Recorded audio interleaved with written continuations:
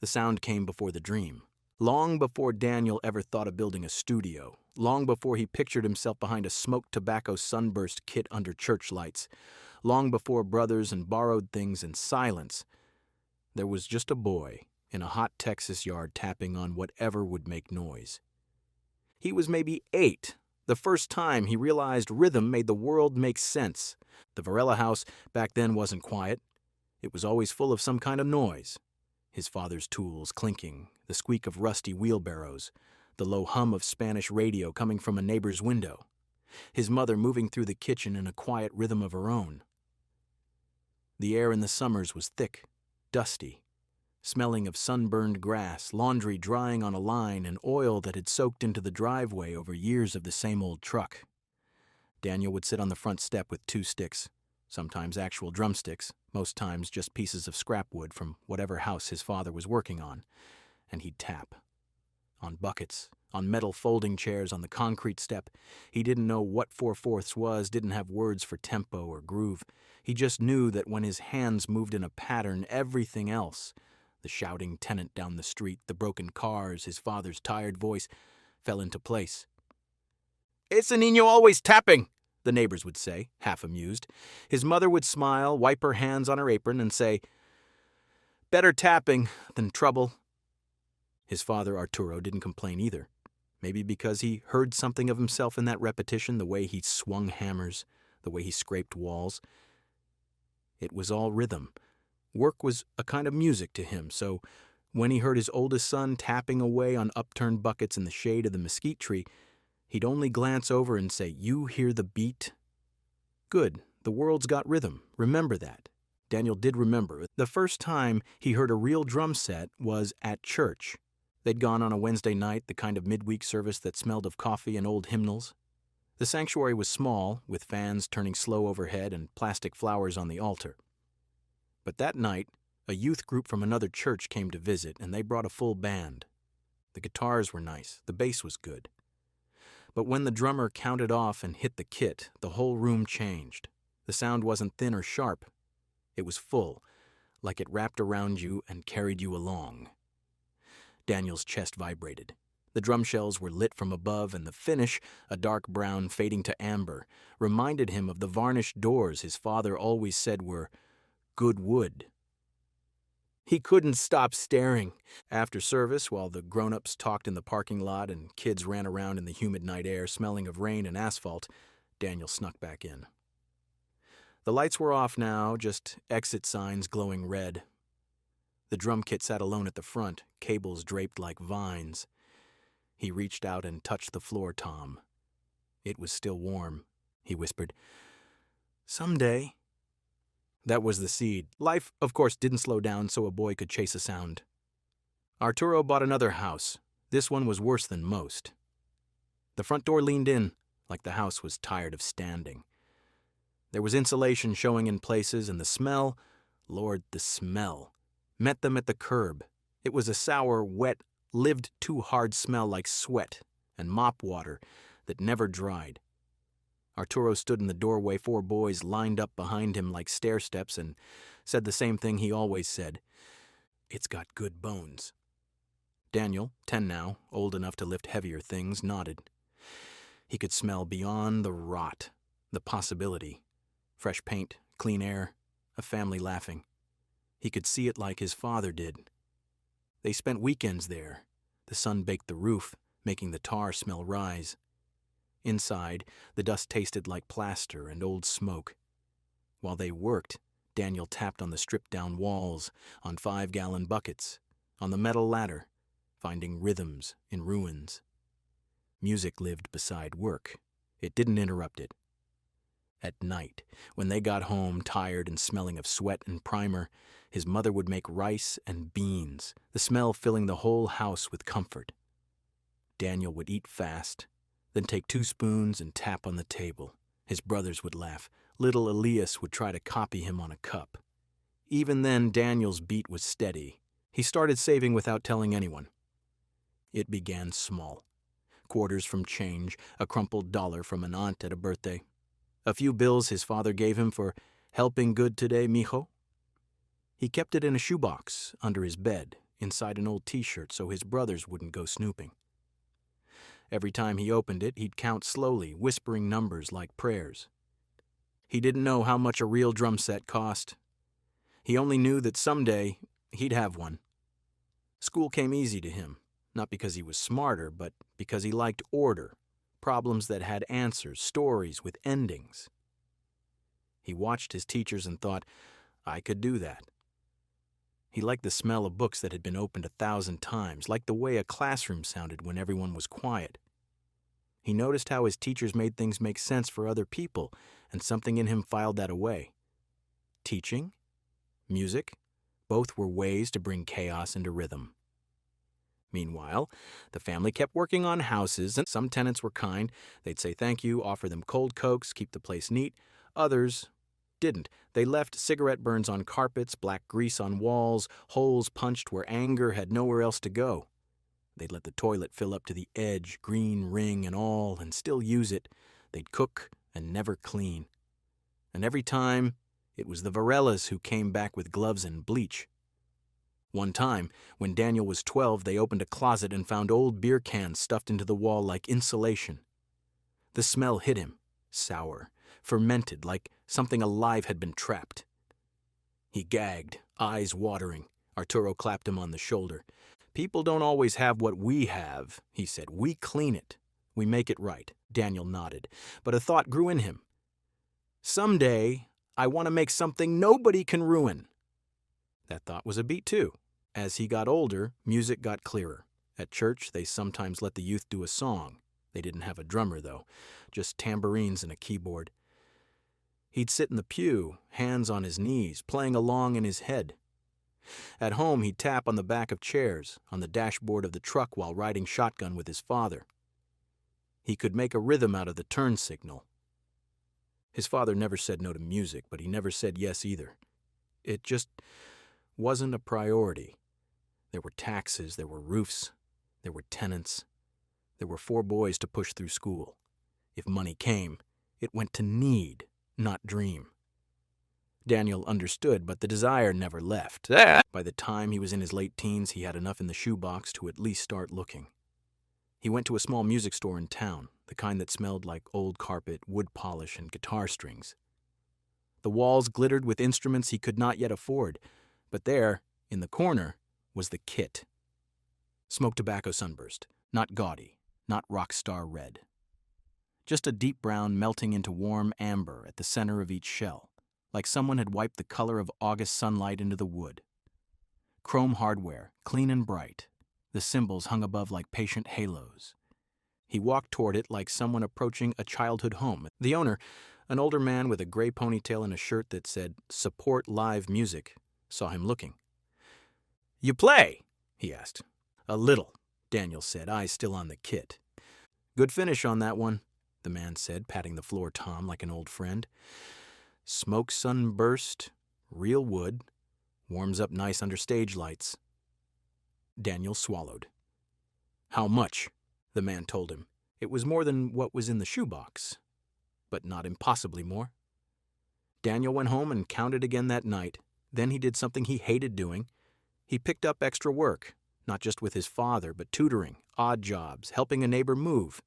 He did it quietly, not wanting to hear, "Why that?" or save for a house instead. Weeks later, he had it. Buying it felt holy. He and the shop owner loaded it into the back of the old truck. The shells smelled like lacquer and sawdust and a hint of oil. On the drive home, every bump in the road made the stands clink softly, like the drums were ringing in anticipation. His brothers were there when he unloaded it. Even Elías, younger and nosier, ran out to the driveway barefoot. "What is it?" he asked. "My drums," Daniel said, and he couldn't hide the smile. It was the smile of a boy who'd been patient a long time. They set it up in the garage, where the concrete floor still held stains from paint, oil, and childhood. Sunlight slanted through the open door, making the finish glow warm. Daniel sat down, adjusted the throne, picked up the sticks. The first hit was everything. Deep, warm, round. It filled the garage and spilled into the driveway. It was the sound of all the buckets, the chairs, the church kit, but fuller, like this was what all those other sounds had been pointing toward. His mother peeked out the back door, drying her hands on a dish towel. She smiled. "Está bonito," she said. "Sounds nice." His father didn't say much, but he stood in the doorway and nodded, a small pride in his eyes. Maybe he saw that his oldest son had built something on his own. From then on, Daniel had a place to put his prayers, and he began writing songs, not complicated ones, simple worship. Lines about God meeting men in broken houses, lines about sons and fathers, about grace like water on dry ground. He filled a notebook with lyrics, written in careful print, edges neat. He looked up cheap microphones online. He watched videos about home studios. He measured the garage walls, imagining foam panels, a corner desk, a sign that said Studio Varela or something corny like that. He told himself, "I'll start a Christian band. I'll get the guys from church. I'll record on weekends. I'll make something that lasts." For a while, the future smelled like wood, metal, and hope. Then came the day Elías asked to borrow them. It was late summer when Elías asked. The sky had that washed-out gold color it gets when the heat's finally dying and the cicadas start sounding tired. The smell of cut grass hung in the yard. The same old truck sat in the driveway, streaked with dust, hood warm from the day. Daniel was in the garage, wiping fingerprints from the toms, humming a new melody under his breath. Something gentle about patience and grace. He didn't hear Elías come in until the younger one leaned against the doorframe. "Hey, man." Daniel looked up, smiling automatically. "Hey, you working today?" "Nah, I was going to ask you something." The way he said it, careful, light, made Daniel set down the cloth. "What's up?" "So, my friend Manny? He's putting together a little show, just youth group stuff. Couple of covers. Nothing crazy. His drummer quit. I told him I could help, just for the weekend. He doesn't have a kit." Daniel's stomach tightened before his mind caught up. "And you told him you could borrow mine." Elías grinned, that same half-guilty grin that used to get him out of trouble when he was 10. "Just for 2 nights, bro. We'll take care of it, I promise." Daniel wiped his hands on a rag, looked at the sunburst shells. The light coming through the garage window turned them amber, like honey caught in glass. "It's not about trusting you," he said slowly. "It's just, these are special." "I know. I'll be careful." He hesitated, then nodded. "All right. But you bring them straight back. And cover them in the truck. No rain, no scratches. I mean it." Elías threw an arm around his shoulder. "You're the best, man." "I owe you." That night, Daniel watched from the porch as they loaded the kit. He told himself it was fine, that maybe someone hearing those drums might feel what he'd felt the first time, that sense of being lifted. But when the taillights disappeared down the road, the quiet in the garage felt wrong. The first weekend passed. No problem. Then another, then 2. "Hey, you get the kit back yet?" his father asked one evening. "Not yet," Daniel said, trying to sound casual. He called Elías. No answer, left a message, called again. Finally, a text came. "Manny's still using it, but I'll pick it up soon." Soon stretched thin. Weeks later, Daniel drove to the address he thought Manny lived at, a small duplex with overgrown grass and a broken mailbox. He knocked. A woman answered, hair wrapped in a towel, eyes tired. "Manny." "He moved," she said. "A few weeks ago." When Daniel got back home, the sky was bleeding orange. He parked and sat in the cab, engine ticking as it cooled. The steering wheel felt hot against his palms. He didn't go inside right away. Just sat there, listening to the cicadas again. The same song as before, but meaner somehow. Calls became arguments. Arguments became silence. "Bro, it's just a drum set," Elías said once, voice rising over the phone. "No," Daniel said quietly. "It's not just anything." The words hung there, and Elías hung up. After that, nothing. Messages unreturned, birthdays skipped, holidays careful. Their mother tried to mediate, but both sons spoke through her instead of to each other. "Tell him I'm fine. Tell him I don't want the money. I want the truth." Daniel poured himself into teaching. He started staying late, grading papers no one had asked him to grade. The classroom lights hummed. The smell of expo markers and old coffee became his whole atmosphere. He told himself he was too busy to think about music, but every so often, he'd see the empty corner of the garage and feel something twist. He tried rebuilding the dream anyway. He drew plans for a small studio on paper, listed costs, insulation, cables, second-hand mics. But the spark wasn't there. Every song idea fizzled halfway through. When he tried recording with borrowed pads, the tinny digital noise only reminded him of what he'd lost, the warmth of wood, the resonance that lived in real shells. Elías, meanwhile, used motion to drown the guilt. He worked 2 jobs before college, then threw himself into campus life at St. Mary's. The dorm smelled of detergent and pizza and new beginnings. He told everyone he was focused on business courses, that he wanted to build something of his own. What he didn't say was that every time he heard live music, his stomach tightened. When people asked if he played, he'd shrug. Used to. At night, lying in the small dorm bed, he'd picture the drum set, the shine of the smoke sunburst, the way Daniel's hands moved without effort. He'd picture his older brother's face the day he first set them up, that quiet pride that wasn't loud or showy, just peaceful. And then he'd see that same face on the driveway months later, waiting. And he'd roll over and tell himself to sleep. He changed majors twice, volunteered for every campus event, anything to stay busy.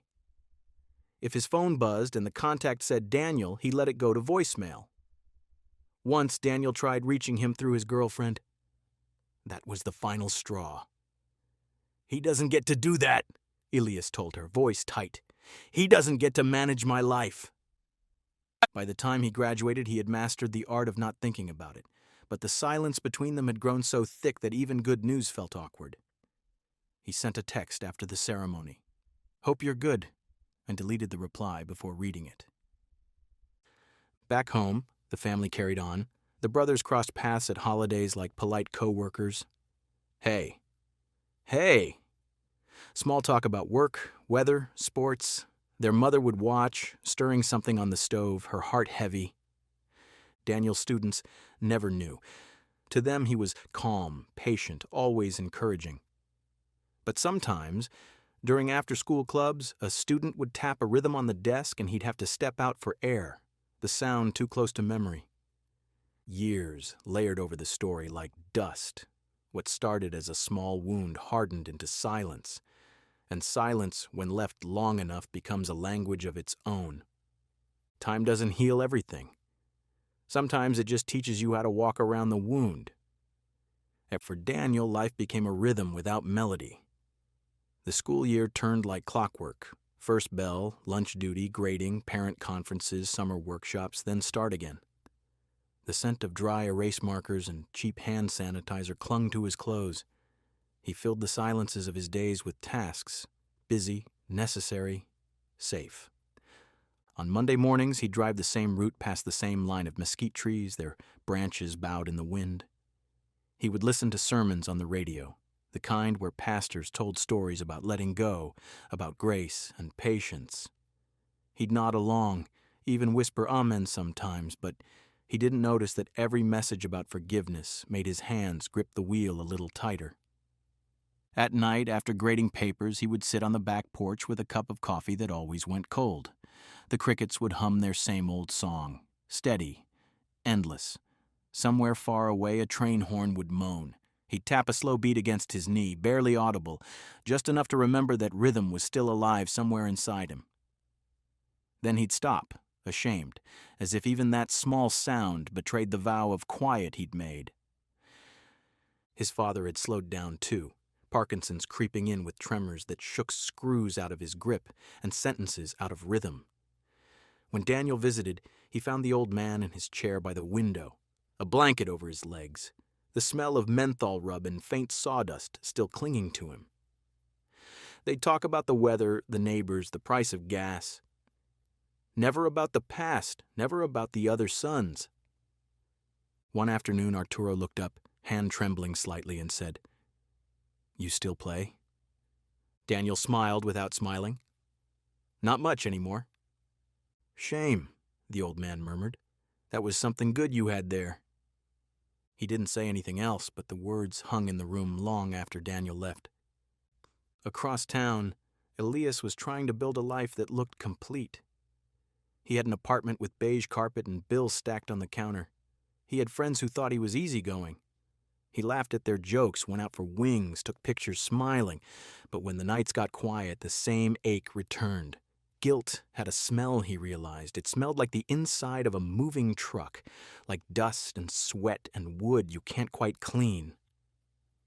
The drums were long gone. Manny had vanished after the last gig, leaving behind an empty promise and a disconnected number. At first, Elías thought about tracking him down, but each week made it harder to start. How do you explain to your brother that you lost something sacred? How do you admit you didn't even fight to get it back? He took a job at a tech company, office cubicles, coffee machines that hissed like snakes, the faint hum of air conditioning. Every sound felt wrong. When people asked about his family, he said, "Yeah, we're good," because the truth was too messy for small talk. Sometimes he dreamed of the drums. In those dreams, the kit was set up in the garage again, the light coming through the window warm and dust-filled. He'd sit down, raise the sticks, and every time, just before the first hit, he'd wake up. Their mother, Lucia, prayed. She prayed over pots of stew, over laundry, over the phone when no one answered. She kept photos on the fridge. 4 boys, all grown, frozen in a time when forgiveness was easy.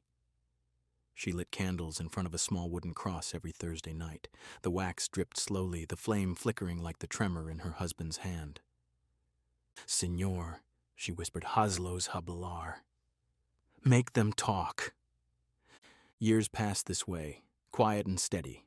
Holidays came and went with polite smiles. Elías would show up late, leave early. Daniel would clean dishes that weren't dirty just to stay busy. Their father's health faded. His hands shook too much to eat sometimes, so Daniel fed him spoon by spoon. On those evenings, the old man would hum low under his breath, a habit from years of work songs. The hum was uneven now, but still a kind of rhythm. One night, as Daniel helped him to bed, Arturo whispered, "Don't wait too long, son." "For what?" Daniel asked. "To forgive." The next morning, the old man couldn't remember saying it. After Arturo passed, the house felt emptier than ever. They buried him on a warm day that smelled of cut grass and carnations. The sky was too bright. All the brothers stood together for the first time in years. Hands folded, eyes down. Elías was there, hair shorter, suit slightly too big. When the pastor spoke about mercy, Daniel's chest ached. He wanted to reach out, to say something, anything, but the weight of so many unsaid years pressed his arms to his sides. After the service, Elías approached him. "You doing okay?" "Yeah," Daniel said. They stood in the sun until small talk dried up. Then Elías nodded, stepped back, and said, "See you around." "Yeah, see you." That night Daniel sat alone in his living room, lights dim, the air smelling faintly of the roses people had brought. He opened a box of his father's old things, papers, receipts, a few tools, and under them found the shoebox he hadn't seen in years. Inside was the T-shirt he'd used to wrap his savings for the drums, still faintly smelling of time and dust. He laughed softly. Everything came full circle, even the things you thought were over. He thought about calling Elías, but didn't. The phone felt heavy. Pride still weighed more than grief. Elías moved again. Different apartment, same silence. Sometimes he'd walk past a pawn shop and glance through the window at the row of instruments. Once he saw a kit that almost matched Daniel's. Same smoke tobacco sunburst, same chrome shine. He stepped closer, heart pounding, but the bass drum had a sticker on it. For sale, missing parts. He stared at it for a long minute, then turned and left. That night, he opened the bottom drawer of his dresser. The drumsticks were still there, wrapped in an old T-shirt. He ran his thumb over the worn wood, the faint indent where Daniel's hand had held them for years. "Someday," he whispered. He didn't know if it was a promise or an apology. Daniel, meanwhile, found new habits to fill the noise. He started walking early mornings before school when the air was cool and smelled of dew and asphalt. He passed the same houses, the same barking dogs, the same half-awake commuters. The rhythm of footsteps comforted him. Sometimes he'd tap his fingers against his side, sinking to the sound of his shoes hitting pavement. He started journaling again. Nothing fancy, just thoughts, prayers, sometimes single sentences like, "Forgiveness is slower than pride," or "Maybe grace has a sound." On weekends, he helped at church, setting up chairs, running sound for the youth group. He'd adjust mics for the young drummers, nodding when they asked if it sounded okay. Inside, he wanted to sit down and play just once. But he never did. Still, he listened. He always listened. The years gathered quietly like dust on a shelf, fine, invisible, but impossible to ignore. It happened on a Sunday like any other. The kind of Sunday where the air already smelled of coffee and old wood when the sun came through the stained glass windows. Daniel had come early, before the congregation, to help the youth group set up for their morning service. He was carrying folding chairs from the storage room, the metal legs clinking in rhythm with his steps. The church gym was half lit, morning light through high windows, dust drifting in lazy patterns. It smelled of mop water, donuts, and faint feedback from the soundboard. He was halfway through lining up chairs when he noticed something in the corner of the stage. At first, it was just a shape, a gleam of chrome, a curve of amber. He froze, set the chair down carefully, walked closer. The drum kit sat there like an old friend in borrowed clothes, smoked tobacco sunburst. Same finish. The light made it glow, deep brown at the edges, fading to gold in the center. He could almost smell the years on it. The lacquer, the wood warmed by summer garages, the ghost of every prayer he'd ever played into those shells. He took another step, and another, until he stood right in front of it. There was a small chip on the rim of the floor tom, his chip. The one he'd made the day he moved it from the truck and bumped it on the driveway. His breath caught. He ran his fingers over the edge. The texture was the same, smooth around the splintered spot. The hi-hat pedal had a faint scuff shaped like a crooked cross. He remembered noticing it once when cleaning, thinking it looked like a sign. It was still there. The drumheads were newer, replaced. But the wood was his. He could almost hear it the first day, the first song, the laughter from his mother's voice in the kitchen. A boy nearby noticed him staring. "You play?" the teen asked, setting down a box of cables. "Used to," Daniel said quietly. "Cool kit, huh?" "Someone donated it last year, some guy named, The boy snapped his fingers, searching for the name. "Elías!" "Yeah, that's it. Said he was moving away." Daniel blinked, the words slow to sink in. "Elías?" he repeated, like a note he hadn't heard in a long time. The boy nodded and went back to work, humming to himself. Daniel stood there alone for a long time. The light changed as clouds passed outside. The colors of the drum set shifted, amber to gold to dark brown again. Each tone was a memory flickering through him. He sat down, careful, like someone sitting in church for confession. He lifted a pair of cheap sticks left on the snare. They felt wrong in his hands, too light, too balanced, but they do. He breathed in. The room smelled like cleaning supplies and the faint sweetness of powdered sugar from the donuts still in the box near the door. He tapped once, softly. The sound filled the space. Warm, deep, alive. He hit again, then again, each beat, landing like a heart finally remembering how to move. The sound wasn't angry. It was full of something else, grief. Yes, but also mercy. The youth leader poked his head in. "Didn't know you played, Mr. Varela." Daniel smiled faintly. "Used to?" "Well, don't stop on my account," the man said, laughing, and went back out. Daniel played until his hands trembled, until the sound became less about rhythm and more about remembering. Every echo was a story. The nights he'd stayed up writing songs, the years he'd stayed silent, the apology that never came. The drum spoke for him, forgiving him for the bitterness he didn't know how to lay down. When he finally stopped, the silence felt lighter. He set the sticks back on the snare, stood and brushed dust from his jeans. He looked at the kit one more time, eyes stinging, and whispered, "Thank you." He didn't tell anyone what he'd found. That night, he prayed differently, not like someone begging or explaining, just quiet. He sat on the edge of his bed, the lamp casting a soft glow, and said, "God, I see what you did there." He slept better than he had in years. A week later, he heard that the youth group needed help setting up for a Friday night worship practice. He volunteered. This time, he didn't plan to just carry chairs. The teens came in with guitars and laughter, the smell of fast food trailing behind them. Daniel slipped behind the drum kit when no one was looking. He counted off softly, 1, 2, 3, and started to play along. The song was simple, Oceans. He hadn't heard it in years, but his hands remembered it perfectly. Each beat blended with the chords, the voices, the sound of sneakers on the gym floor. One of the teens looked back mid-song and grinned. "Yo, Mr. Varela can play!" Daniel laughed, a real laugh this time, and kept going. For the first time in over a decade, he felt joy, not as something remembered, but something happening. Later that night, as he locked up the building, he paused in the doorway, listening to the faint echo still lingering in the rafters. It was like the sound refused to die completely, stretching out thin and soft. He looked at the drums again, their finish dark in the low light, the chrome catching just enough reflection to look like starlight. He thought of Elías somewhere out there, maybe another apartment, maybe another job, maybe finally sleeping without that heavy thing on his chest. He whispered, "I forgive you, little brother." The words didn't echo.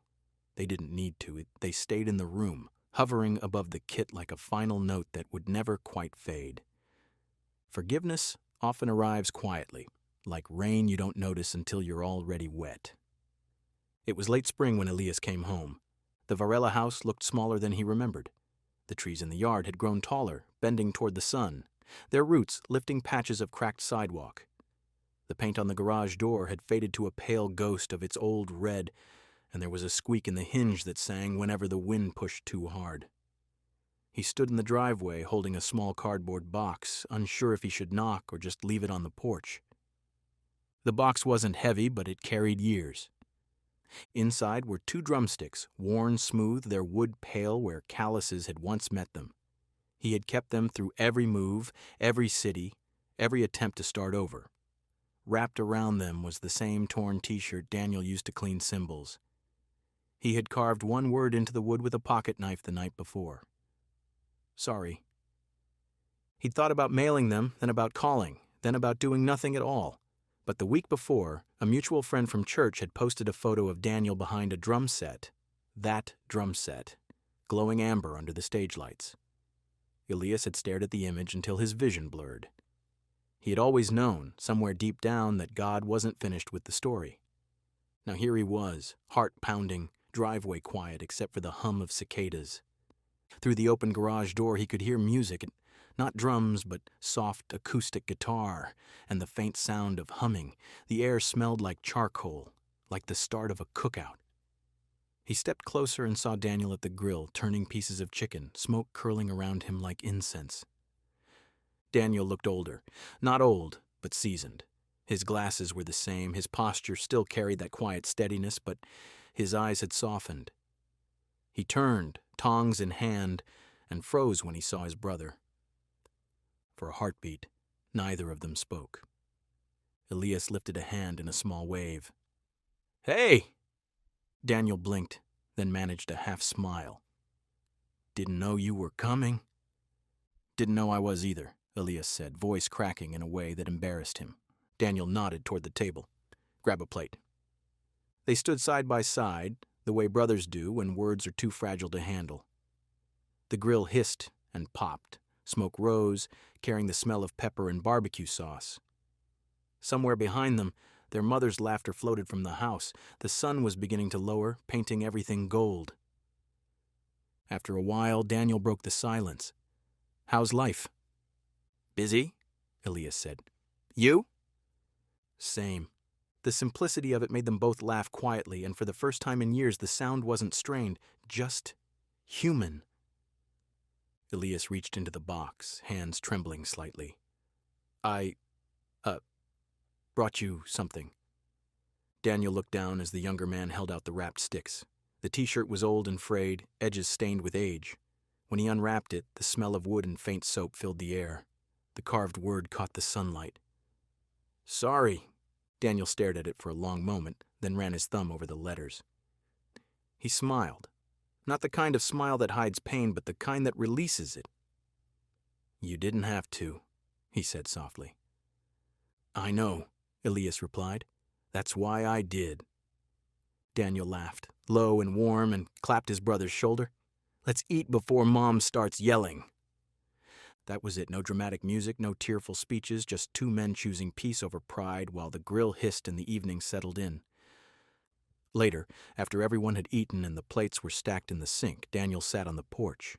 The night smelled of mesquite smoke and rain drifting in from somewhere far away. The cicadas had grown louder, the sound weaving into the rhythm of memory. Elías stepped outside, hands in his pockets. I saw you're playing again, he said. Daniel nodded, smiling. Yeah, youth group needed someone to fill in. They had a decent set lying around. Elías exhaled, looking at the sky. I'm glad. You were always meant for that. Daniel turned toward him.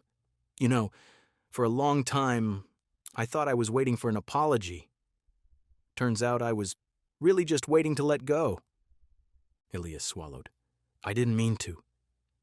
I know, Daniel interrupted gently. You were young. Life happens, and God has a way of putting things where they belong. They sat in silence after that, the kind of silence that doesn't separate anymore, the kind that feels like prayer. When the rain finally began, it came soft and steady. They didn't move. The water darkened the wood of the porch, made the air smell like earth and forgiveness. Inside, their mother hummed as she washed dishes. The faint sound of her melody mixed with the rain until it became a lullaby neither of them would forget. In the morning, when Elías left, the box still sat on the porch. Daniel picked it up, carried it inside, and placed it next to the framed photo of their father. The sticks rested on top, catching the light from the window. He whispered, You were right, Dad. Don't wait too long. Then he smiled, grabbed his keys, and headed to church. The rain came early that summer, steady, clean, and warm. Daniel sat in his classroom after the last bell, watching the water slide down the big window by his desk. The smell of wet asphalt drifted in through the half-open door. Students' laughter echoed faintly down the hall, fading one by one as buses rumbled away. The hum of the air conditioner blended with the soft percussion of rain against the roof. Each drop a tiny beat, a familiar rhythm. He leaned back in his chair, eyes half closed. The drumsticks from Elías sat on the desk beside his lesson plans, their carved apology catching the light like a scar turned into a story. Every time he looked at them, he didn't think of anger anymore. He thought of music, of the way grace sometimes looks exactly like what you thought you lost. Outside, thunder rolled low in the distance, steady, slow, like a drum roll announcing something not grand but gentle. He smiled. All right, God, he said quietly. I hear you. At church that weekend, the youth band was setting up for service. The gym smelled of damp carpet and citrus cleaner. The drums, his drums, sat in their usual place, polished and waiting. A girl named Maribel sat behind them, maybe 16, nervous but excited. Can you help me tune the toms, Mr. Varela? She asked. He walked over, knelt down, and adjusted the lugs one by one. The air filled with the dry scent of metal and wood. When he hit the floor tom lightly, the sound bloomed through the room, deep and alive. That's it, he said, smiling. That's the sound you want. Sounds beautiful, she said. He looked at her, bright, eager, full of the same kind of hope he used to carry like a heartbeat. It always does, if you play it with grace. When service started, Daniel sat in the back row.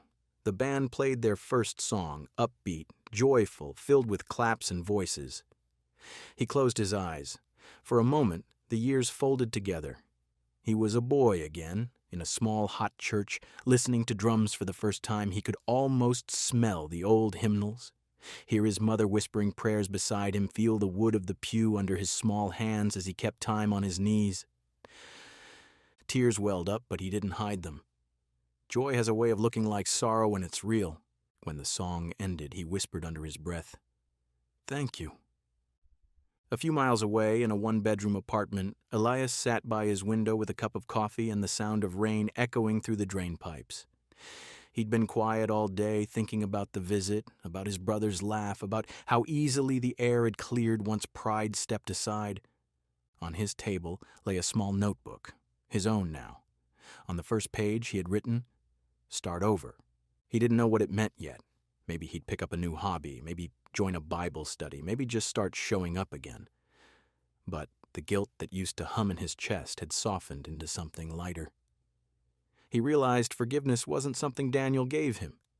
It was something he'd finally accepted. He took a deep breath. The air smelled of coffee, paper, and rain. He tapped his finger on the mug, slow, even. 4 beats, then 4 more. The rhythm felt good. It felt like home. That Sunday evening, Daniel drove to the old neighborhood, the one where they grew up, where his father had once bought those broken houses with good bones. Most of them were painted new now. Kids rode bikes where he and his brothers once worked. He parked by the curb and stepped out into the damp air. The world smelled like wet soil and grass after heat. He walked to the old house, the one they had spent entire summers fixing. The roof they patched was still there. The tree he used to sit under, tapping rhythms on buckets, had grown thicker, roots pushing up the dirt like scars. He ran his hand over the bark. "Good bones," he said softly, smiling. He stood there a long time, just listening. The rain dripping from the leaves, cars passing slow on the street, distant laughter from a backyard, all of it blended into one soft, endless rhythm. And in that rhythm, he heard it again. The pulse that had followed him all his life. Not the beat of regret, not the sharp click of work or duty, but the deep, patient thump of grace. He realized then that rhythm wasn't something you lose. It just waits for you to listen again. That night, when he got home, he opened the small notebook where he used to write songs. Most of the pages were blank. He picked up a pen and began to write. Not lyrics this time, but a letter. "Little brother," it began, "music came back. You were right to move forward, and I was wrong to hold still. But somehow, God used both. If you ever want to play again, the set is still at church. I think it would sound better with 2 of us." He left it on the counter, meaning to send it later. He didn't need to rush. Time wasn't his enemy anymore. Then he took the drumsticks from his desk, the ones carved with "Sorry," and set them on the nightstand beside his Bible. He turned off the light. The house settled into its evening quiet, but the rhythm stayed with him, steady and alive in his chest. Outside, the rain began again, soft, endless, forgiving. Years later, people at church still talked about Mr. Varela, the quiet teacher who could make even the simplest beat sound like a prayer. They said he never played for applause, only for gratitude. The drum set stayed in the gym, passed through new hands year after year, each drummer adding their own small story to the wood and chrome. And somewhere, on quiet nights, if you stood outside the building when it rained, you could swear you heard another rhythm beneath the storm, steady, warm, familiar. Not loud, not fast, yet just alive. The same sound that began with a boy, 2 sticks, and a dream that never really left. The end.